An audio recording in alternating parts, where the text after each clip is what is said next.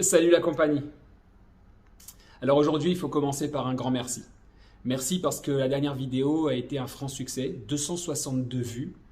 Ça confirme que c'était une bonne idée de changer un peu de modèle de vidéo pour cette nouvelle année. Ça nous motive énormément, ça me motive à continuer à produire. Et surtout, abonne-toi, partage, like, parce qu'en faisant cela, ça fait monter les vidéos dans le référencement YouTube et plus de personnes en ont accès. Ceci étant dit, commençons. Les choses dans la vie ne se passent pas toujours comme on aimerait qu'elles se passent. C'est plein de surprises, des bonnes, des moins bonnes. Et quand on a une difficulté, ce qu'on appelle une épreuve, nous avons tendance à perdre pied, à paniquer, voire à exagérer, ce qui fait que la situation peut aller jusqu'à s'aggraver. Dans le meilleur des cas, on va avoir envie d'enfiler une sorte de combinaison et se donner la mission de combattre ce qui nous arrive. C'est une sorte de dernière chance. On peut dire que c'est le résultat d'une mauvaise configuration. Prenons deux exemples. Le premier exemple financier. Ton travail, ça va pas, tu risques de te faire licencier, ou bien ton entreprise est en train de tourner. La première réaction va être de se dire comment je vais m'en sortir, qui va payer les factures, si je fais faillite, si je perds mon job, si j'ai plus de revenus. À aucun moment, on va se dire que on a échangé, on a rencontré des belles personnes, que c'était quand même le principal, etc., etc. Deuxième exemple, ta moitié te dit qu'elle veut divorcer, qu'elle veut te quitter. Première réaction, je ne veux pas tout perdre, j'ai construit. Qu'est-ce qu'elle va prendre, qu'est-ce que je vais garder? Comment on va faire ce partage? Il me faut un bon avocat. À quel moment on revient sur l'essentiel, sur la source, comment on s'est rencontrés? Qu'est-ce qu'on a construit ensemble? Quel amour que je lui ai donné, qu'elle m'a donné, etc. Dans les deux exemples que j'ai donnés, on va avoir tendance à se dire c'est l'autre, c'est de la faute de l'autre. Noach a vécu une épreuve qu'on n'aimerait pas souhaiter à notre pire ennemi. Une forme de fin des temps. En tout cas, le Maboul, le déluge, a éradiqué toute forme de vie sur la surface de la terre. Le premier psukim, dans les premiers psukim, c'est noté très vite Aseh lecha tevat. Noach a dû essayer de comprendre ce qui lui est arrivé. Dans cette vidéo, je vais te donner 3 points qui vont te permettre de structurer ta vie lorsqu'une difficulté arrive et de passer outre le plus facilement, toute proportion gardée, possible. Aseh lecha tevat. Tu remarqueras que je n'ai pas dit teva, que le texte n'a pas dit teva, le bateau, ce qu'on appelle nous, on imagine le bateau de Noach, mais tevat. Tav, bet, tav. Tav, c'est la dernière lettre de l'alphabet. Si tu veux comprendre quand tu es au sol, tout en bas, à la dernière étape, alors ba'it tav. Rentre dans l'analyse de cette étape-là. Si tu veux sortir plus grand, plus fort, c'est pas le moment quand tu vis une épreuve difficile de prendre des décisions rapides. Prends le temps de la réflexion. Médite sur ce qui se passe, ce qui s'est passé, comment t'en es arrivé là. En fonction de cela, tu sauras comment réagir. Mais attention, il y a une condition. Le texte continue. Vechaparta ota mibait ou michutz bekofar. Tu devras enduire l'intérieur, devenir isolant, et l'extérieur d'un isolant. Ça veut dire quoi? Ça veut dire que par rapport à cette situation qui va t'arriver, dans laquelle tu vis, ça peut être des problèmes financiers, on l'a dit, des problèmes de cœur, amoureux, mais ça peut être des problèmes de maladie ou une relation face à la mort. Dans tous les cas de figure, ce n'est pas dans cette difficulté que tu dois réagir trop vite. Et tu ne dois pas laisser les influences extérieures ou intérieures, c'est-à-dire ta perception, parce que le texte commence comme ça, Vechaparta mi bait, ne laisse pas ta perception intérieure t'influencer et réagir trop vite. Ou mechutz bekofar, et ne laisse pas l'extérieur intervenir aussi. La vie des autres, c'est la vie des autres. C'est un moment, et c'est le premier point, où il faudra prendre le temps de méditer, de réfléchir, de prendre de la distance et de prier pour revenir à la source. Pour comprendre un petit peu l'intérêt de toute cette réflexion qui va te permettre de mieux agir, il faut souligner un point. Dans Bereshit, qui était la paracha de l'action que nous venons de finir, nous avons vu que quoi? Lorsque le monde fut figé, lorsque le monde fut créé, le monde était figé, tout resta figé, jusqu'à ce que l'homme arriva. V'chol siach asade terem beretz, il n'y avait rien qui produisait dans les champs, il n'y avait pas d'herbe, il n'y avait pas de plantes, Kilo imtir Hashem, car Dieu n'avait pas fait tomber la pluie. Et qu'est-ce qui s'est passé? Adam Arishon a vu que c'était pas bon, qu'il avait besoin de la pluie, il l'a demandé, et au moment où il a formulé cette pluie, la pluie est tombée et les végétaux ont poussé. De là, on observe une chose, la force de ta parole et la force de tes actions. Quand tu comprends à quel point c'est puissant, tu comprends à quel point il faut que tu fasses attention à ce que tu dis et attention au fait que ça soit bien juste, bien maîtrisé. Mais alors, pourquoi cette étape, on l'a dit par rapport à la situation de pensée, de réflexion et de demande, de formulation, c'est-à-dire de prière, est important? Nous explique les Chachamim que c'est l'étape de marshava, de pensée, puis, une fois que la pensée est structurée, de tfila, c'est-à-dire de formulation, qui va permettre d'aboutir à une demande concrète et donc au fait de recevoir quelque chose. C'est lorsque finalement il y a une union entre la pensée et la parole que pour l'homme, l'action peut se faire et qu'il est en mesure de tout recevoir. Voilà pourquoi les avocats existent. C'est une aide pour penser et pour formuler. Ils sont là pour défendre tes intérêts et du coup, ils deviennent un peu ta conscience. Bon, attention, on parle pour les bons avocats. C'est pas gagné.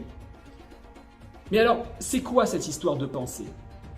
Eh bien, si on réfléchit à la pensée, puisque c'est la première étape,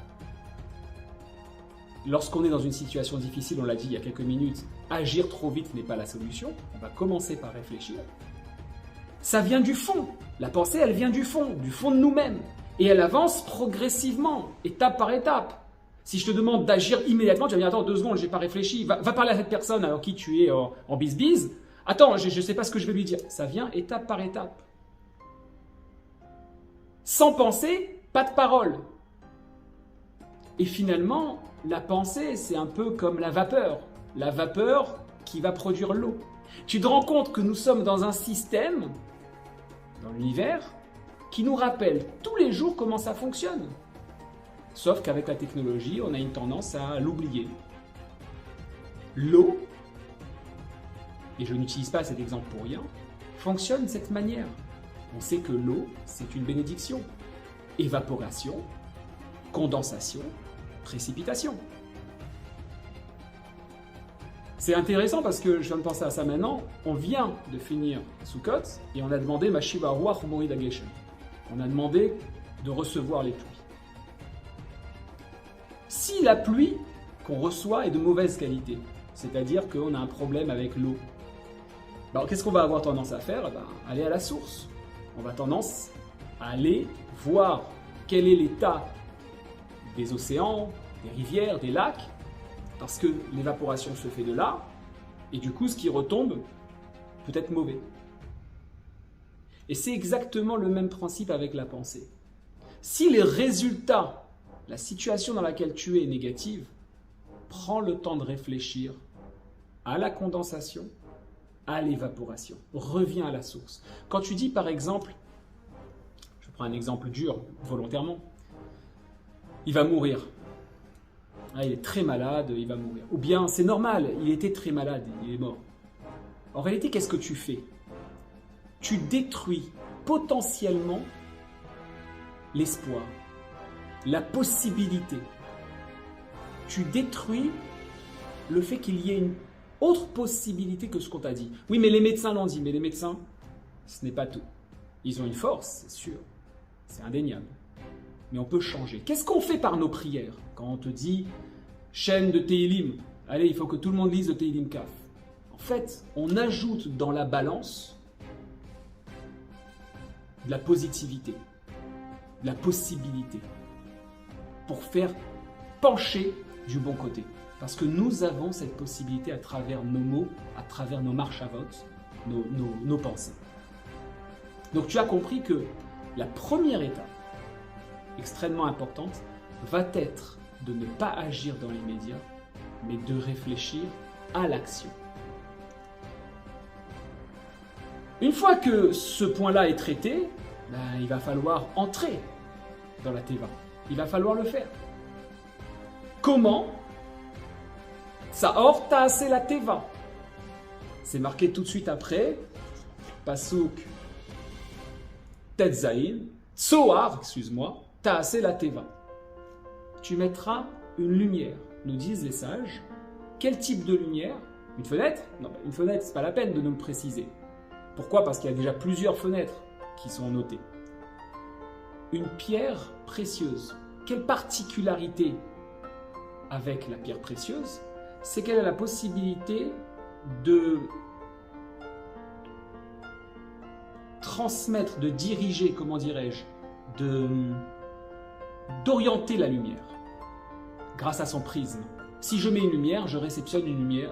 Si je mets une fenêtre, je veux dire, je réceptionne une lumière naturelle. Et justement, tu ne vas pas laisser, le message est là, tu ne laisseras pas la perception naturelle, ce qui te paraît être, ce que tu sembles observer, diriger tes mots, tes pensées et donc ton action. Tu devras intégrer quelque chose de plus fort qui va diriger cela, qui va diffuser cette lumière, c'est-à-dire intégrer la conscience du divin dans tes futurs choix. Et ça, c'est un point qui est extrêmement important. Au lieu de te dire égoïstement « Pourquoi ça m'arrive à moi ?», demande-toi ce que la vie attend de toi, ce que le divin attend de toi. Quelles sont les personnes que tu rencontres au quotidien? Comment tu peux leur apporter quelque chose? Peut-être qu'elles t'apporteront quelque chose, parce que si c'est réciproque, si elles aussi se disent « Pourquoi je suis là ?», on s'apporte les choses mutuellement. Libère ta lumière, car c'est maintenant que finalement les choses se jouent. Ce n'est pas quand tout va bien que tu vas avoir les meilleurs résultats. Les plus beaux succès ne viennent pas quand tout se passe tranquille et qu'on a les doigts de pied en éventail sur la plage. Est-ce que tu as déjà vu un sportif de haut niveau qui réussit le 100 mètres en se baladant, détente, en courant tranquillement, il ressort avec la médaille d'or? Suffisant. Ah, ça revient fort, elle revient fort. Ouais, mais... la Britannique est en train de craquer. Alors peut-être. La Britannique est en train de craquer, Patrick. Je pense que ça va être juste, mais elle va tout donner quand même. La Britannique a temporisé. Elle est en train de relancer. Elle revient, elle va réussir, elle va passer. Elle va passer.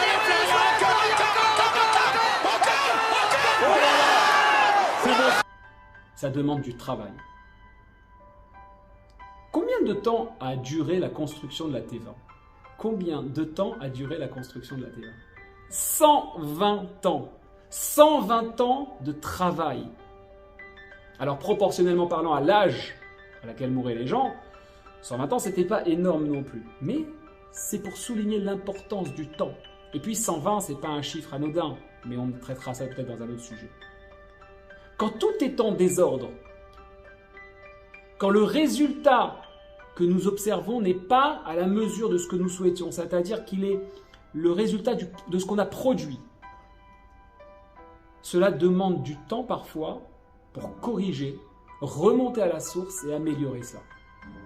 Alors à ce moment-là, tu seras prêt à lever le voile sur tes yeux, te laissant penser finalement que ton environnement vit de manière indépendante du reste, c'est-à-dire indépendante du tout, indépendante de lui. Ça, c'est le leurre. C'est pour ça que tu dois mettre une lumière, mais pas une simple lumière, qui fait jaillir la lumière à l'intérieur, à travers un prisme, pas simplement une ouverture. De la même manière, quand on oublie, quand on voit une pluie, on ne pense pas forcément à ce qui s'est passé, les océans, les rivières, etc. De la même manière, quand tu réceptionnes cette situation, fais une pause, analyse, intègre cette donnée inconnue, c'est-à-dire cette conscience du divin auquel tu ne penses pas forcément. Tu seras alors donc prêt à percevoir la nature de manière différente, comme une révélation de cette lumière-là dans ton quotidien. Tu comprendras pourquoi tu vis cela, et il te faudra ce troisième et dernier point. Aie confiance et laisse-toi guider. Et les toldot Noach ish tzadik tamim, aya betorotav, et Elokim italech Noach. Qu'est-ce qui a fait que Noach mérita d'être sauvé? Alors tu vas me dire tout de suite, c'est facile. Tzadik tamim, il était juste et intègre. Tu as oublié la suite du pasuk. Aya bedorotav, il était dans sa génération. Ça veut dire quoi? Nos sages sont clairs. Certains disent que dans un autre contexte, dans une autre génération, il n'aurait pas été méritant. C'est parce qu'il était intègre dans cette condition, dans l'épreuve, dans la difficulté, dans le balagan, dans le désordre qu'était sa génération, parce qu'il n'a pas bougé, alors il a mérité d'avoir ce titre de Tzadik Tamim.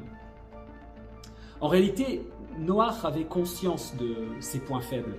Il savait qu'il n'était pas moralement assez fort pour ne pas être influencé par son environnement. Alors qu'est-ce qu'il a fait? Italech im Hashem.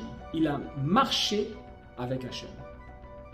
Il a intégré cela, le fait d'avancer et de se dire, ce qui m'arrive, voilà, c'est que ça doit se passer. Pense bien et tout ira bien. Ça doit se passer, c'est pas anodin, il n'y a pas de hasard. Il s'est abandonné entre les mains du Créateur. Et quand on voit finalement à quel point la génération de Noach ressemble à la nôtre, quand on voit les raisons pour lesquelles Dieu a décidé de lancer ce Maboul, ce déluge, ça nous donne de l'espoir, d'une part parce que du coup, Noach nous ressemble, on lui ressemble, mais ça donne encore plus d'espoir parce que les générations ne sont pas pareilles. Il y a une énorme différence.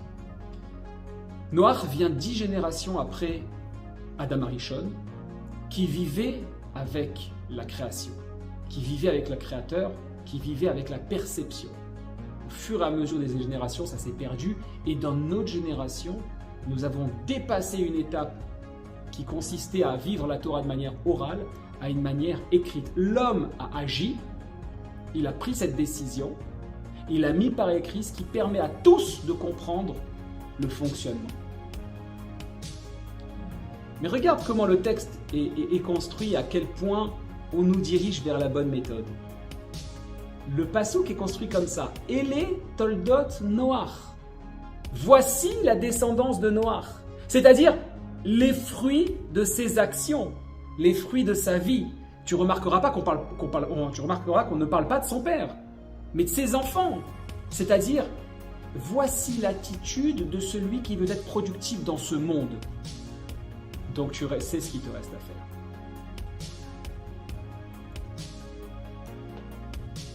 En plus de ça, c'est intéressant parce que il va jusqu'à nommer par la suite le nom de ses enfants. Noach exprime tout de suite sa reconnaissance, mais surtout par la parole, il leur offre la possibilité d'exister par eux-mêmes. Dès le début, le texte exprime sa capacité à voir l'avenir. Tu observeras 2 choses. 1, dans le passouk, Noach est cité 3 fois. Et les toldot Noach ish tzadik tamim aya betorotav, et Elokim italech Noach. Pourquoi 3 fois? Pour nous rappeler que, première fois, Noach il est fidèle à Dieu. Deuxième fois, Noach, il est fidèle à l'humanité. Et troisième fois, dit la Kabbalah, Noach, il est fidèle à lui-même.